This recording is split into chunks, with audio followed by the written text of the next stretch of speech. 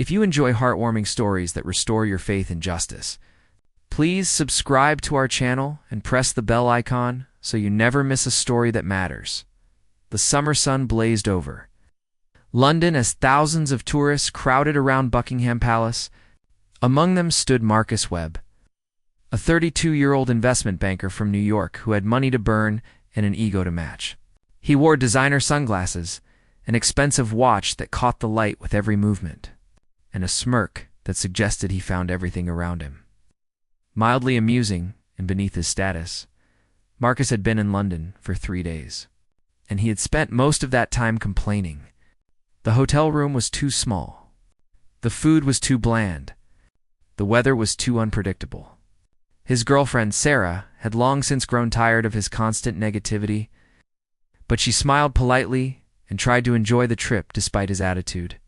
This was supposed to be a romantic getaway, but Marcus had turned it into a showcase of his superiority complex. As they approached the palace gates, Marcus pulled out his phone and began recording. He was the type of person who documented everything for his social media followers, always looking for content that would get likes and comments. He had nearly 100,000 followers who seemed to enjoy his brash personality and his willingness to push boundaries that others respected. The royal guards stood at attention in their iconic red uniforms and tall bearskin hats. These soldiers were members of the elite regiments tasked with protecting the royal family. They stood motionless, their faces blank, their eyes fixed straight ahead. Tourists gathered around them, taking photos and marveling at their discipline. Most visitors understood that these were real soldiers doing a real job. It's not just actors in costumes for entertainment, but Marcus saw them differently. To him, they were nothing more than props, attractions put there for his amusement. He circled around one particular guard, a young man who looked to be in his mid-20s. The guard's name was Oliver Bennett, though Marcus neither knew nor cared about such details. Oliver stood perfectly still, his rifle held at precisely the correct angle, his breathing measured and controlled despite the heat of the afternoon sun. Marcus laughed and nudged Sarah. "Watch this," he said loudly, making sure other tourists could hear him. "These guys aren't even real soldiers. They're just paid to stand there like statues. I bet I could make him laugh." Sarah touched his arm gently. "Marcus, please don't. Just take a picture and let's go see the gardens." He brushed her hand away. "Relax. It's just a bit of fun. These guys get paid to deal with tourists. That's literally their job." What Marcus didn't understand, what his privilege and arrogance had always protected him from understanding, was that respect costs nothing. Oliver Bennett was indeed a real soldier. He had served in Afghanistan, had seen friends wounded in combat, and had earned his position through years of rigorous training and dedication. Standing guard at the palace was an honor, not a performance.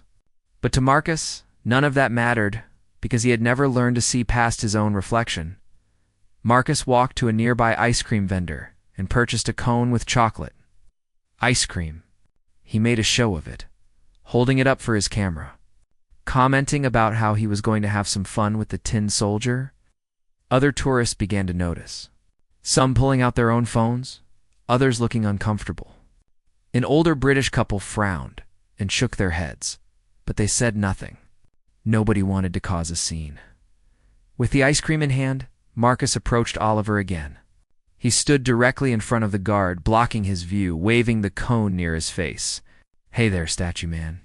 Want a lick?" "No. Come on, just one little smile. I know you want to break character." Oliver's jaw tightened almost imperceptibly, but otherwise he remained motionless. His training had prepared him for this. Tourists occasionally behaved poorly, and the protocol was clear. Ignore them unless they posed a genuine threat. Do not engage. Do not react. Maintain discipline. But Marcus was just getting started. He moved closer, now standing mere inches from Oliver's face. "What's wrong? Cat, got your tongue? Or did the Queen tell you that you're not allowed to be human?" He laughed at his own joke, glancing back at Sarah for approval. She had turned away, embarrassed by his behavior. Then Marcus did something that crossed a line that should never be crossed. With deliberate slowness, he lifted the ice cream cone and smeared it across the front of Oliver's pristine red uniform. The chocolate streaked across the fabric, staining the ceremonial tunic that represented centuries of military tradition. Gasps rippled through the crowd.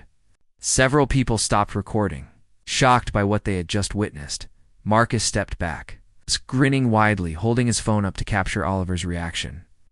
"Oops," he said mockingly. "My hand slipped." "What are you going to do about it, soldier boy?" "You can't even move, can you?" For a long moment, nothing happened. Oliver continued to stare straight ahead, though his eyes had darkened and his breathing had deepened slightly. The ice cream dripped down his uniform, melting in the summer heat. Marcus was laughing, already captioning the video in his mind. Imagining how viral this would go? What Marcus didn't notice, in his moment of triumph, was the stern-faced sergeant who had been watching from inside the guardhouse. He also didn't see the two police officers who had been alerted by concerned tourists. And he certainly didn't realize that his actions had been captured by multiple security cameras that monitored every inch of the palace grounds. Karma, as they say, was about to make a very prompt appearance. The laughter died in Marcus's throat when he heard a sharp, commanding voice behind him. "Sir, step away from the guard immediately." Marcus turned to find two Metropolitan Police officers approaching him with expressions that left no room for argument.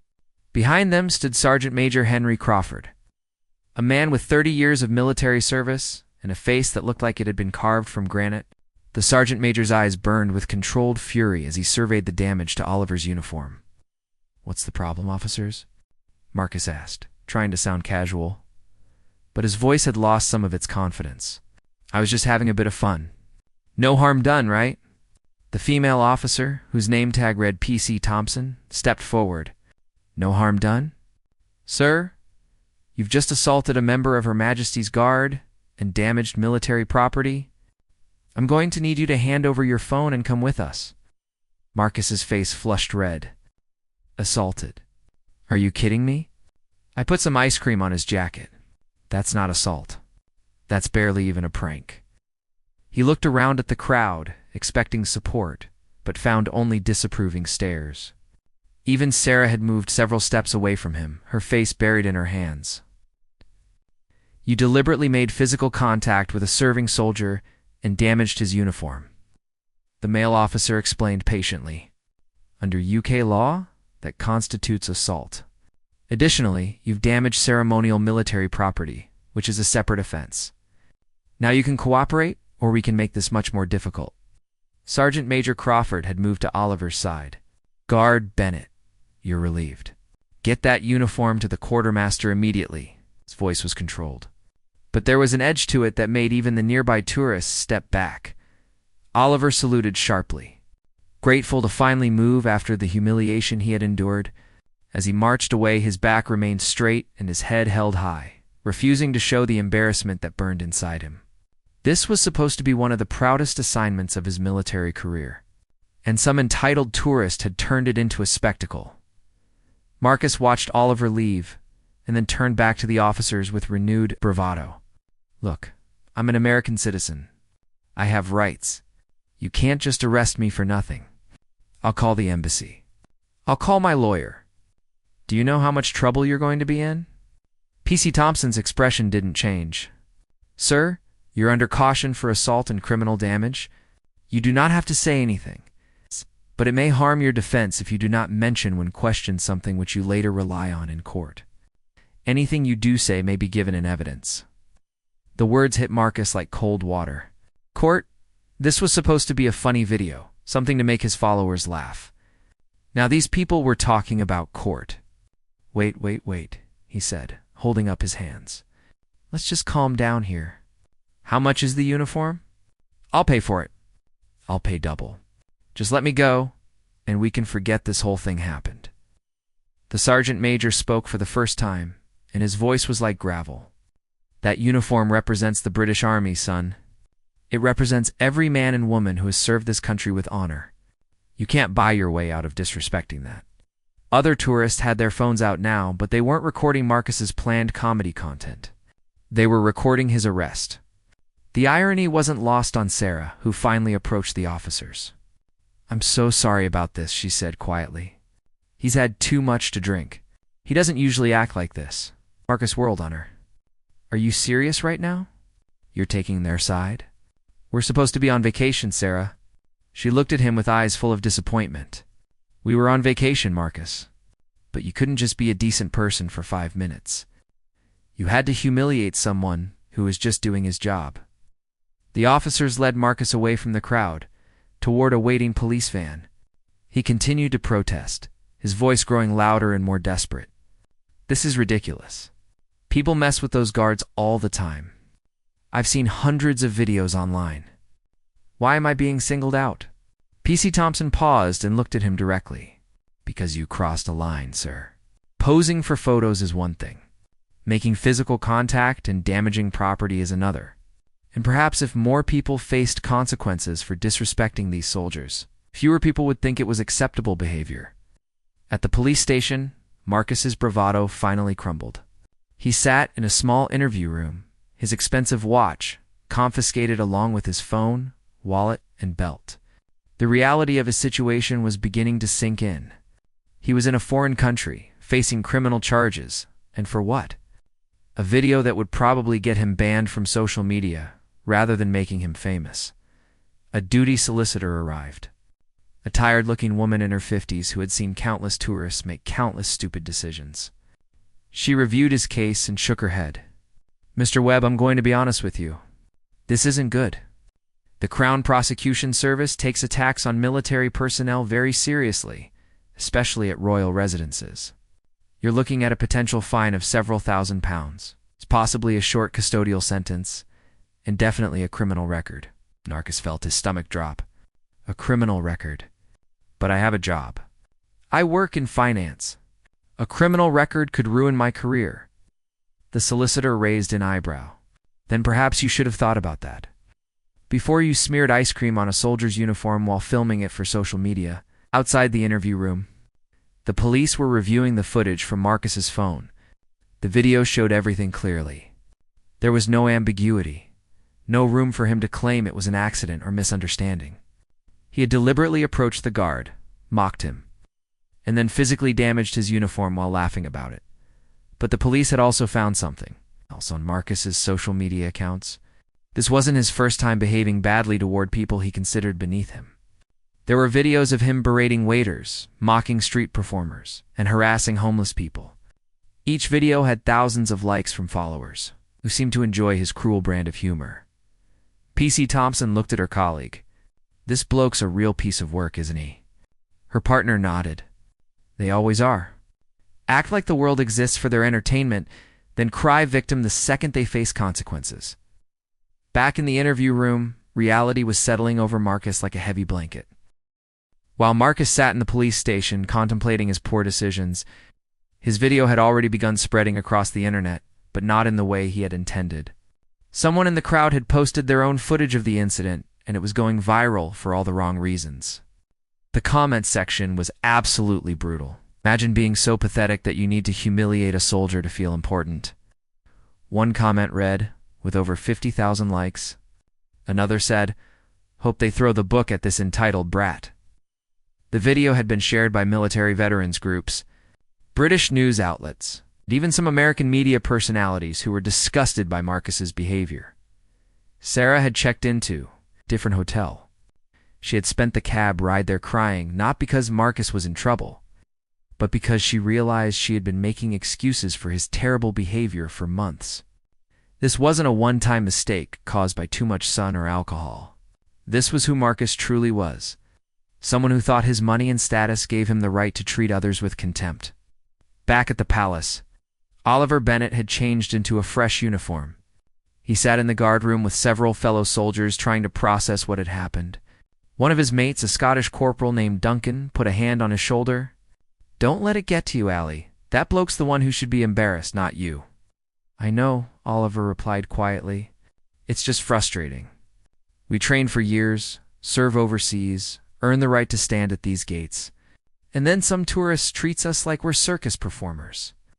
Sergeant Major Crawford entered the room, and everyone immediately stood to attention.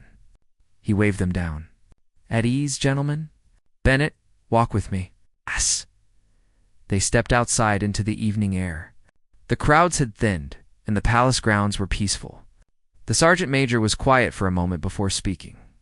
27 years ago, I was standing guard at Windsor Castle. A group of teenagers threw beer at me and laughed. I was 20 years old, and I felt humiliated. Oliver looked at him in surprise. The sergeant major was a legend in the regiment. A man who commanded absolute respect. Crawford continued. My sergeant major at the time told me something I've never forgotten. He said that our stillness, our discipline, it's not weakness, it's strength. Anyone can react. Anyone can lash out when provoked. But it takes real character to stand firm, to absorb the disrespect and remain professional. That's what separates soldiers from civilians. Understand, sir? Oliver said. It's just hard sometimes. Of course it is, Crawford agreed. We're human. But here's what else I learned. The world has a way of sorting itself out. Those teenagers, one of them ended up in prison. Another became homeless because of his drinking. The ringleader died in a car accident because he was driving drunk. I'm not saying I'm happy about any of that. But I am saying that people who go through life treating others with disrespect tend to find that life treats them the same way eventually, as if to prove his point. At that very moment, Marcus was learning just how severely his actions would impact his life.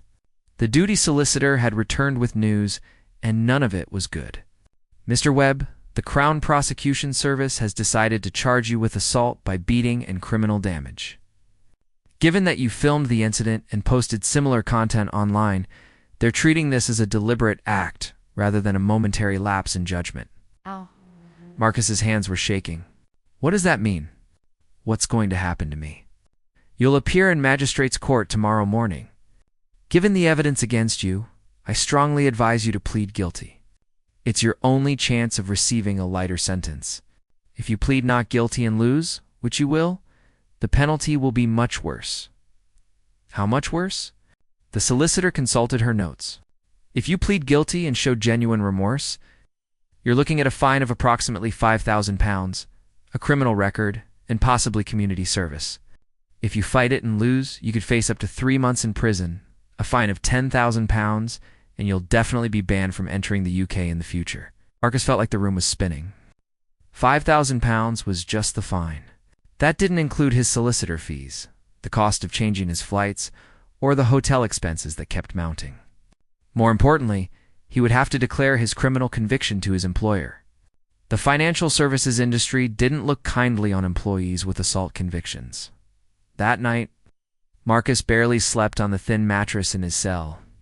He kept replaying the moment in his head, wishing he could take it back. If only he had listened to Sarah. If only he had just taken a normal photo like everyone else. If only he had treated that guard with the basic respect every human being deserves. Meanwhile, as the story continued to spread, major news networks picked it up. American tourist arrested after attacking Royal Guard read the headlines. Marcus's name was now public record, and a quick internet search brought up all his previous videos of him harassing service workers and mocking strangers. People were contacting his employer, demanding he be fired. His social media accounts were flooded with angry messages from around the world. A British military charity called Support Our Soldiers released a statement condemning Marcus's actions and praising Oliver Bennett's professionalism. They announced they would be collecting donations to cover any costs associated with the incident and to support veterans' causes. Within 24 hours, they had raised over £100,000. Something intended to humiliate a soldier had instead sparked a massive show of support for the military. The next morning, Marcus was transported to Westminster Magistrates' Court. He wore the same clothes from the day before, now wrinkled and stained with sweat. His hair was uncombed, and he had dark circles under his eyes. The man who had been so concerned with his image and his social media presence now looked like exactly what he was. Someone who had made a terrible mistake and was about to face the consequences. Sarah had decided to attend the hearing, not to support Marcus, but to support Oliver. She had reached out to the prosecution service and offered to provide a witness statement about Marcus's behavior and attitude. She described how he had been planning the incident, how he had specifically purchased the ice cream with the intention of using it to humiliate the guard, and how he had shown no remorse afterward. In the courtroom, Marcus stood before the magistrate, a stern woman in her 60s who had been on the bench for 20 years and had seen every type of defendant imaginable. She read through the case files, watched the video evidence, and reviewed the characters' statements that had been submitted. The magistrate looked up from the papers and fixed her gaze on Marcus. Her expression was one of barely concealed disgust. "Mr. Webb, do you understand the charges against you?" Marcus's solicitor had advised him to be respectful and remorseful, so he spoke quietly. "Yes, Your Honor, I do." "And how do you plead to the charge of assault by beating and criminal damage?" Marcus swallowed hard. Every instinct told him to fight, to argue, to explain that it was just a joke, but he knew that would only make things worse. "Guilty, Your Honor." The magistrate nodded. "At least you've shown that much sense." "Mr. Webb, I've reviewed the evidence in this case, and I must tell you that I find your behavior absolutely appalling. The Royal Guards are not tourist attractions. They are serving members of the British Army who have earned their positions through dedication and sacrifice. Many of them have served in combat zones, risked their lives for their country, and deserve to be treated with respect." Marcus kept his eyes down, his face burning with shame. Around him, the courtroom was packed with journalists, veterans, and members of the public who had come specifically to see justice served. The magistrate continued, "What troubles me most about this case is not just the act itself, but your attitude. The evidence shows that you planned this, filmed it for social media, and showed no remorse whatsoever until you were arrested. The statement from your girlfriend, or should I say ex-girlfriend, indicates that this is part of a pattern of behavior where you demean and humiliate others for your own amusement." Sarah sat in the gallery, her hands folded in her lap. She had made the decision to leave Marcus the previous night, sending him a message through his solicitor. She felt no satisfaction in being here, only a deep sadness that she had wasted 2 years with someone who turned out to be so cruel. "I've also reviewed your social media content," the magistrate said, and Marcus's heart sank even further. Video after video of you mocking service workers, homeless individuals, and anyone you perceive as beneath you. This court takes a very dim view of such behavior. "Mr. Webb, society functions because we treat each other with basic dignity and respect. You seem to have missed that lesson." Marcus wanted to defend himself, to explain that those videos were just entertainment, that he wasn't really like that, but he knew it would be pointless.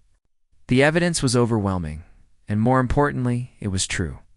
He had built his entire social media presence on mocking others, and he had enjoyed every minute of it until it finally caught up with him. The magistrate shuffled her papers. Guard Bennett has provided a victim impact statement. He describes feeling humiliated and disrespected while performing his duties. He speaks about the months of training, the pride he takes in his service, and how your actions made him feel worthless. He also mentions that he served 2 tours in Afghanistan, where he earned a commendation for bravery under fire. Does that give you some perspective on the man you chose to humiliate? Marcus felt tears stinging his eyes. He hadn't thought about any of that. He hadn't thought about the guard as a real person, with real feelings, real accomplishments, real dignity. To Marcus, he had just been a prop in a performance. For the charge of assault by beating, the magistrate announced, "I sentence you to 100 hours of community service." For the charge of criminal damage, you are fined £5,000.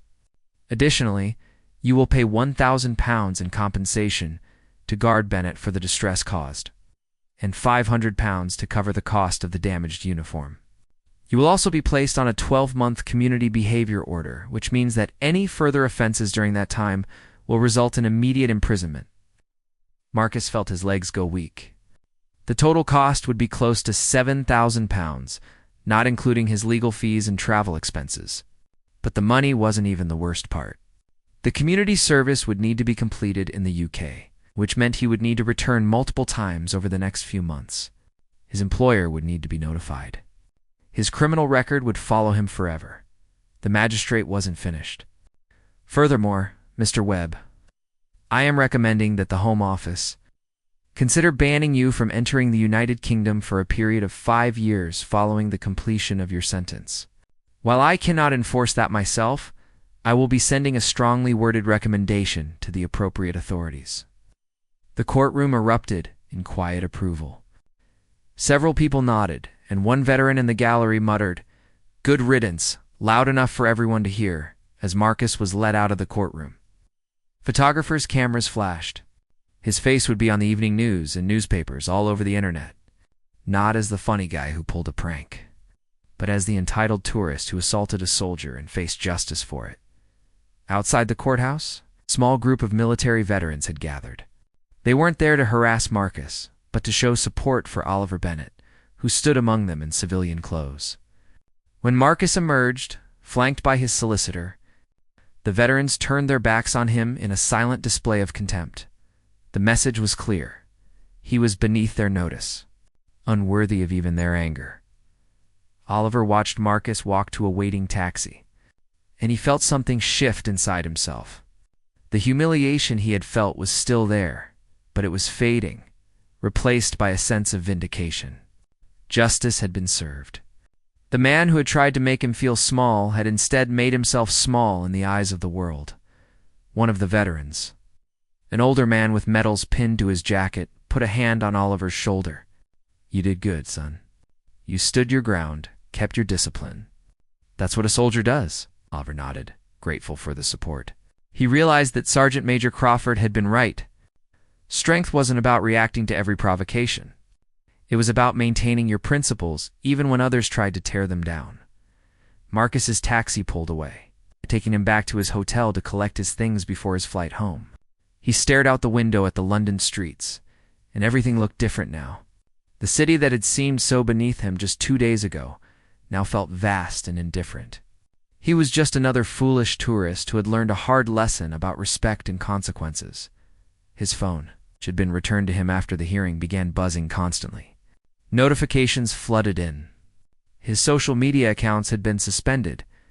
His employer had sent an urgent email requesting an immediate meeting upon his return.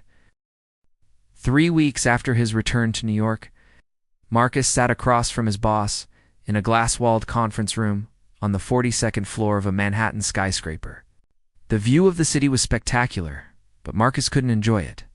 He was too busy watching his career crumble in real time. "Marcus, I'm going to be direct with you," his boss said, sliding a folder across the table. "The firm has decided to terminate your employment effective immediately. We've prepared a separation agreement that includes 2 months severance pay, but you'll need to sign a non-disclosure agreement regarding your time here."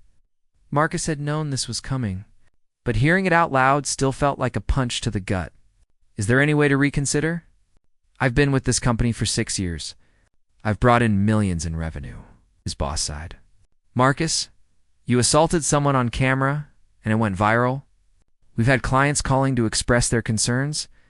We've had employees complaining that they don't feel comfortable working with you. And frankly, you now have a criminal record for assault. That's a problem in financial services. We can't have you representing the firm."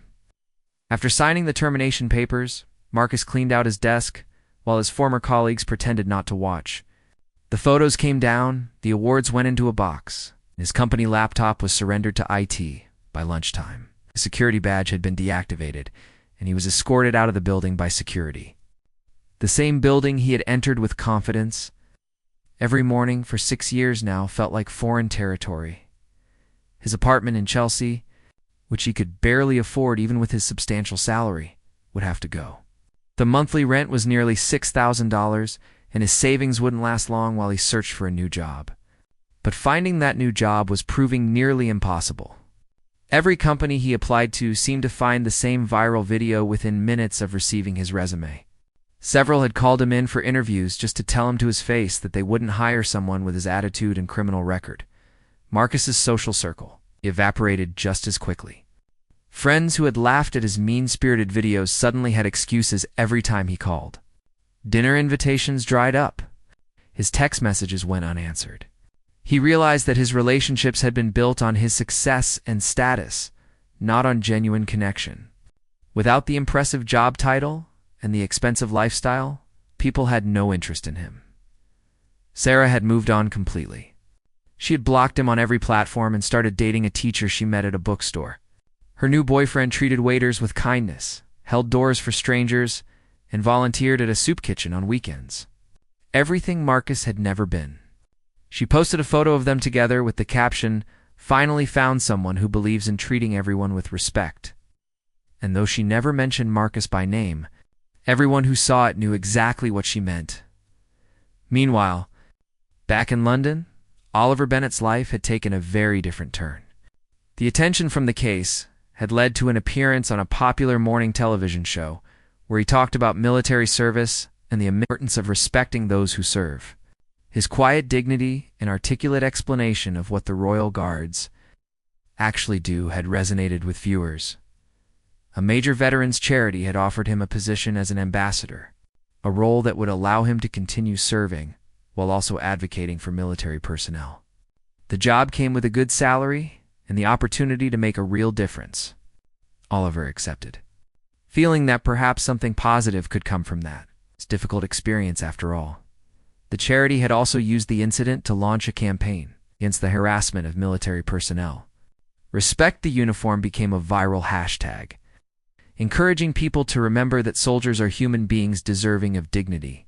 The campaign raised awareness and led to stricter penalties for tourists who harassed guards at royal residences. Sergeant Major Crawford retired 6 months after the incident and wrote a book about military discipline and service. In it, he included a chapter about the incident, though he never mentioned Marcus by name. The chapter was titled Standing Firm. It talked about how true strength comes from maintaining your principles when others try to break them down. The book became required reading at military academies. Marcus, however, was learning about humility the hard way. His community service assignment in London required him to work at a homeless shelter in East London. Every other weekend for 6 months, he flew back to the UK at his own expense to serve meals, clean bathrooms, and listen to the stories of people who had fallen on hard times at first. Marcus had approached the community service with resentment. He saw it as punishment, as beneath him. But slowly, something began to change. He met a former banker who had lost everything due to gambling addiction. He met a veteran who struggled with PTSD and couldn't hold down a job. He met a single mother who worked 3 jobs but still couldn't afford rent in London's expensive housing market. One evening, while serving dinner, Marcus recognized one of the men in line. It was Duncan, Oliver's Scottish friend from the regiment. Duncan was there volunteering his time off to help serve meals alongside Marcus. They made eye contact, and Marcus felt his face burn with shame. Duncan approached him during a break. "Marcus Webb, right? I remember you." Marcus nodded, unable to meet his eyes. "I'm surprised you're speaking to me." "Well, I figured you must be learning something if you've been showing up every weekend for 4 months," Duncan said, surprising him. "Most people in your position would have fought the sentence or found a way out of the community service. The fact that you keep coming back, that says something." They talked for a while, and Duncan explained what life was really like for soldiers. The long deployments away from family, the friends lost in combat, the struggle to readjust to civilian life, the pride they took in their service, despite the sacrifices. Marcus listened, really listened, perhaps for the first time in his life. "That day at the palace," Marcus said quietly, "I didn't think about any of that. I just saw someone I could make fun of for my followers." Duncan nodded. "I know, but here's the thing, mate. We all make mistakes. What matters is what you do after. Are you going to stay the same person who did that, or are you going to become someone better?" The question haunted Marcus for weeks afterward. He looked at his life and didn't like what he saw. The expensive apartment was gone, replaced by a small studio in Queens. The high-powered job was gone, replaced by a position at a much smaller firm at half his previous salary. His social media accounts were gone, deleted after his suspension became permanent. His girlfriend was gone. His friends were gone. His reputation was gone. But slowly, something else began to emerge. Without the constant pressure to perform for social media, without the need to maintain an image of superiority, Marcus began to discover who he actually was beneath all that artifice. And he didn't particularly like what he found. He started seeing a therapist. a middle-aged woman named Dr. Chen, who specialized in helping people recover from self-destructive behavior patterns. In their sessions, they explored why Marcus had felt the need to put others down. The answer, uncomfortable as it was, traced back to his own deep-seated insecurities and his father's constant criticism during his childhood.